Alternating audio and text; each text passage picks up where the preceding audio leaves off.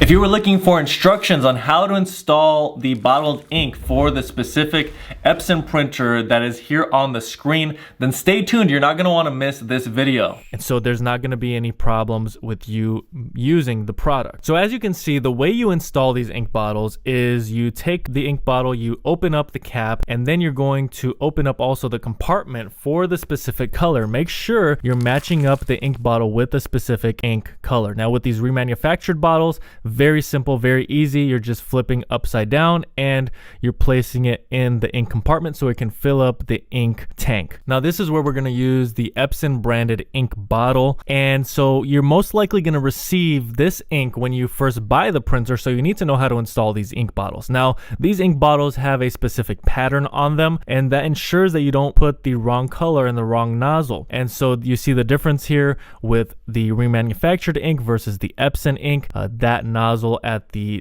tipping point is going to be a little bit different. The Epson bottle has that pattern on it and the remanufactured ink does not. So other than that, no major differences. It's the same ink once again. It's just a little bit different marketing. And so you're going to flip that upside down, make sure it fits over the nozzle. And if you need to move it up and down, just whatever you do, don't squeeze the bottle. There's no need to do that. You simply are going to adjust it until ink starts to flow from the bottle down into the ink tank. All right, so there's going to be a link down in the description below for the remanufactured ink I used in this video. Continue on with the setup process with the Epson EcoTank 4800, and you are going to have good results if you follow along, following the instructions in this video, along with any other instructions you get from the Epson Smart Panel app or any user manuals that you are using to install the ink and to set up this printer. I'm happy to announce that Best Printers is now selling compatible ink for your printer. There's going to be a link for it down in the description below. But this is the same exact